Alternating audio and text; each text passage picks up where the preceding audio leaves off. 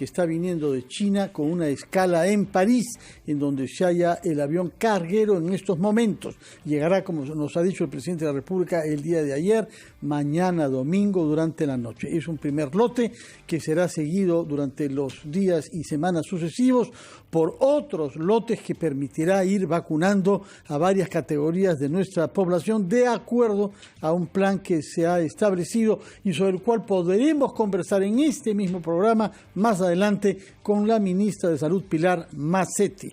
Por lo pronto tenemos que conversar sobre qué es lo que nosotros, ciudadanos, cada uno de nosotros, independientemente de las vacunas, debe hacer ante la realidad del virus en nuestro país y de las mutaciones que nuestros científicos han constatado que se han producido ya. Por eso comenzamos nuestro programa con un biólogo molecular, el doctor Óscar Escalante, que es el director del Centro Nacional de Salud Pública en el Instituto Nacional de Salud, es decir, la máxima autoridad científica en materia de esta realidad que enfrentamos. Doctor Escalante, muy buenos días. Muy buenos días, ¿qué tal? ¿Cómo está? Un gusto saludarlo. Antes de entrar a los detalles científicos, doctor, quisiera que sobre la base de lo que ustedes ven en sus microscopios, sobre la base de análisis genómicos que hacen de virus tomados de personas infectadas, es decir, de casos reales en nuestras regiones, dé un primer mensaje a nuestros ciudadanos. ¿Qué es lo que ellos deben hacer para luchar cada uno a su manera contra el virus?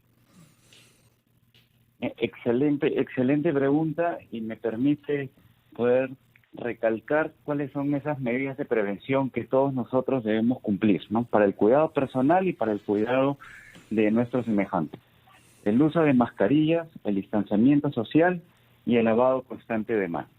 Estamos frente a esta nueva amenaza que ya desde el año pasado venimos enfrentándola, pero con la aparición de estas variantes, que todavía estamos en progreso de entenderlas, es muy importante reforzar todas estas medidas de prevención.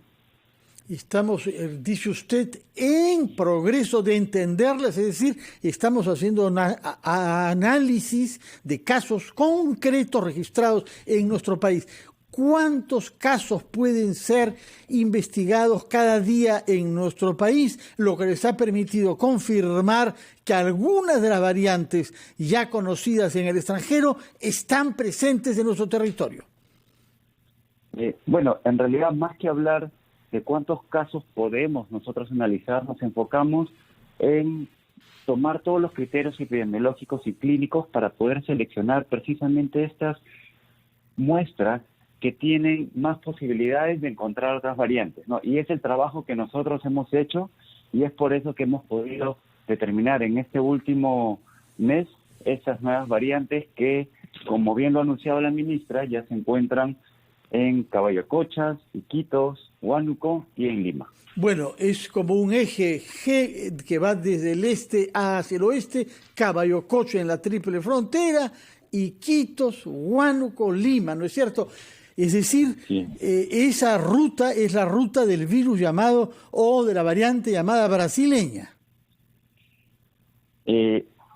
Todavía no podemos determinar que esa haya sido la ruta, pero uno de los criterios más importantes que nosotros hemos tomado en cuenta ha sido precisamente el índice de casos que se ha visto reportado en esta zona, ¿no? Entonces, es por eso que nosotros asumimos que la aparición de estas variantes tiene mucho que ver con el incremento de casos en todas estas áreas.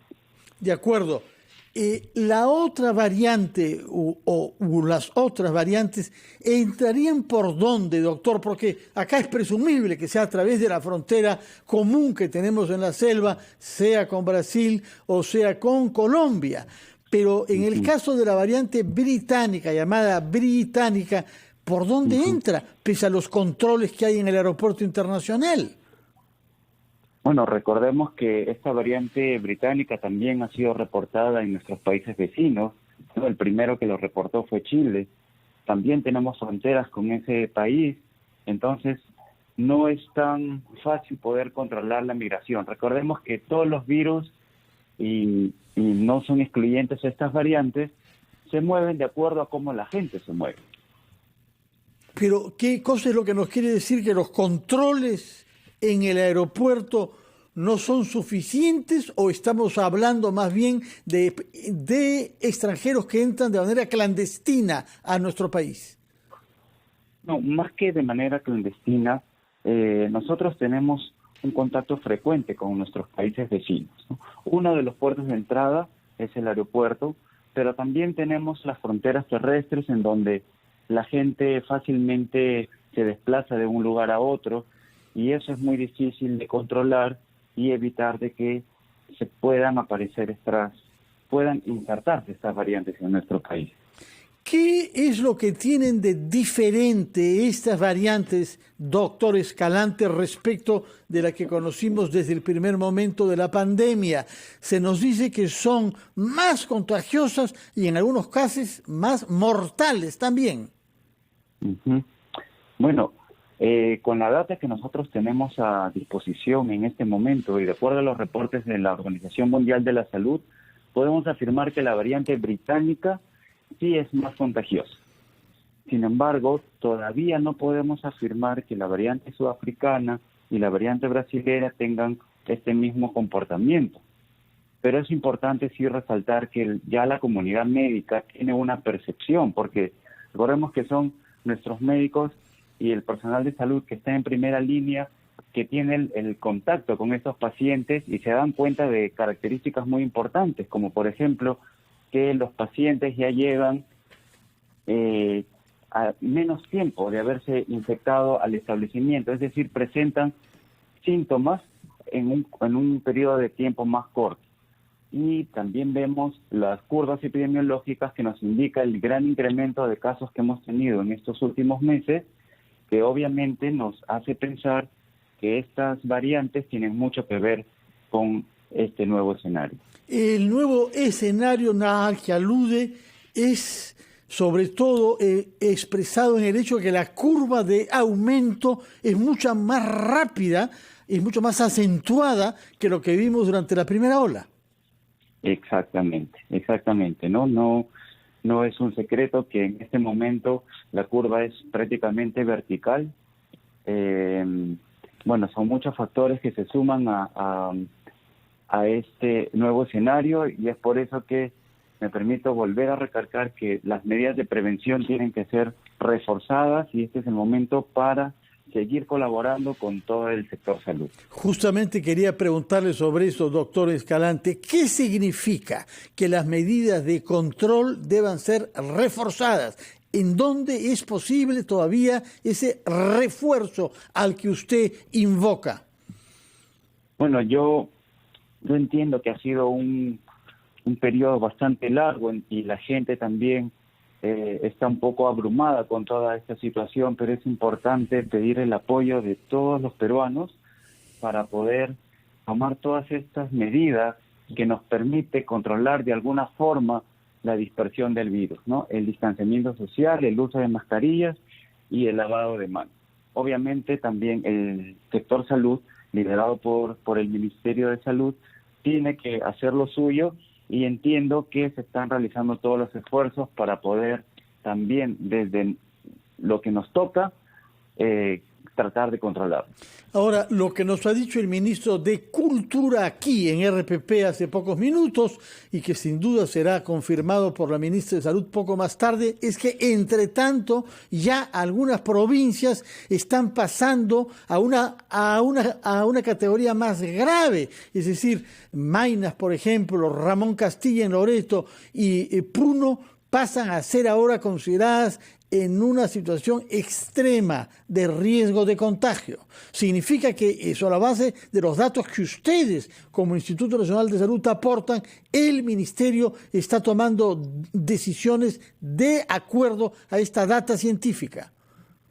Exactamente. No, es muy importante todo el esfuerzo que realiza el Ministerio de Salud, donde está incluido el Instituto Nacional de Salud y con toda esta data que se forma, se pueden tomar estas adecuadas medidas, ¿no? En el momento en que se deben tomar. En estos últimos tiempos hemos visto el incremento de casos en estas regiones, inmediatamente se toman estas decisiones para poder tratar de frenar el avance del incremento de casos en estas áreas. Nos ha dicho, doctor, que debe ser reforzado el lavado de manos, el uso de una mascarilla adecuada y bien puesta y la distancia social. Pero ¿cuánto influye en la contagiosidad del virus nuevo o de la variante, más bien que el virus nuevo, el hecho de hallarse en sitios cerrados y cuánto ayuda el que en los encuentros eventuales se hagan al aire libre? Bueno, ayuda bastante. La ventilación permite tener estos grandes recambios de aire. Por lo tanto, el virus ya no se encuentra en el mismo ambiente. Por eso es que también es importante que si es estrictamente necesario tener algún tipo de acercamiento con la persona, obviamente manteniendo por lo menos 1,5 metros de distancia, sea de preferencia en un lugar abierto. ¿Y cuál es el porcentaje de riesgo de que seamos contagiados no por el contacto directo con otra persona, sino por tocar superficies en las que ha podido haber alguna forma de carga viral? Uh-huh. Bueno, hay estudios que han mostrado que el virus se mantiene activo entre unas 2 a 5 horas. Entonces, si en ese momento yo toco una superficie y luego con esa mano ya contaminada toco algunas partes de mi rostro, sea nariz, boca, orejas, entonces es muy probable que yo me pueda infectar. De acuerdo. Entonces, en todo caso, tomar la costumbre de no tomarse la cara en general y de lavarse no bien uno pueda. Exactamente. Si es que obviamente uno va a tener en algún momento que tocarse el rostro, pero antes de eso lavarse las manos bien con agua y jabón por lo menos 20 segundos. ¿Cuánto se acentúa el riesgo de ser contagiado en un lugar como un ascensor, doctor Escalante? Bastante, ¿no?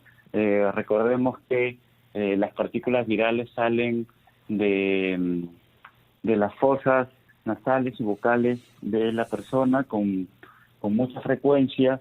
Si alguien está infectado y estornuda, las partículas en el aire se van a quedar por lo menos 24 horas, entonces sí es muy importante que nosotros usemos mascarilla de todas maneras, porque esto va a proteger no solamente a la persona que está usándola, sino va a permitir específicamente que la persona que está infectada no expulse estas partículas al ambiente. De acuerdo, de manera que ascensores, extremo cuidado para no absorber las partículas que hayan podido quedarse incluso horas antes de que nosotros entremos a un ascensor. Exactamente. El otro, naturalmente, gran tema es el transporte público. ¿A usted le parece que hoy es más necesario que nunca que además de la mascarilla sea obligatorio el uso de los protectores faciales? De todas maneras, porque recordemos que la entrada del virus no es solamente por la nariz y la boca, sino también hay una posibilidad que entre por las fosas auditivas. Entonces es importante que esta careta no solamente cubra el rostro frontal, sino también a los laterales. De acuerdo. Por otra parte, doctor, hay muchas personas que se preguntan cuál es el riesgo que corren los niños que ahora están autorizados a salir con sus padres 1 hora al día, ¿no? Uh-huh. Bueno, yo creo que si es que salen, tal y como lo ha dispuesto el gobierno, a un parque en donde todo es abierto, no hay mayor riesgo. Donde todo es abierto, es decir, en donde el virus termina por ser disuelto en la atmósfera. Exactamente, ¿no? El viento, los recambios de aire que existen en un ambiente abierto son bastante grandes, más de 200 recambios de aire, entonces no va a haber riesgo alguno, obviamente manteniendo el distanciamiento con otra familia, ¿no? Otra pregunta que se plantea mucho, doctor Escalante, es la manera de poner la mascarilla, porque hay quienes se la ponen sin ajustar, para que al lado de la nariz y abajo en el mentón quede bien ajustada. ¿Qué recomendaciones da usted sobre el uso de las mascarillas? Bueno, sabemos que en el mercado hay distintas mascarillas. Yo recomendaría ya en este momento poder usar mínimamente la mascarilla quirúrgica. Es decir, la que tiene uno de los lados de azul que debe ir hacia afuera. Exacto, sí. Esa sería la más importante.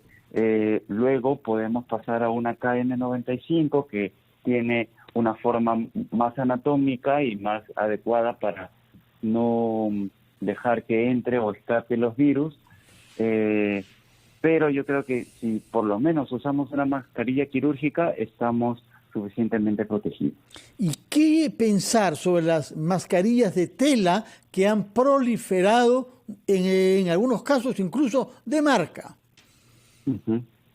Bueno, yo creo que es importante. Yo creo que en un momento en donde la curva de casos no es alta, ayuda bastante, el riesgo de contagio baja. Pero en este momento, en donde es muy probable que nuestro vecino, nuestro amigo esté infectado, es muy crucial que usemos una mejor mascarilla. Por otra parte, usted proscribe el que practiquemos la vieja costumbre de darnos las manos, puesto que en las manos pueden conservarse virus un cierto tiempo. Exactamente. Sí, ahora hay que practicar el saludo japonés, ¿no? Sería lo ideal. Con una inclinación de la cabeza en señal de respeto, ¿no? Perfecto. Sí, bueno, sí.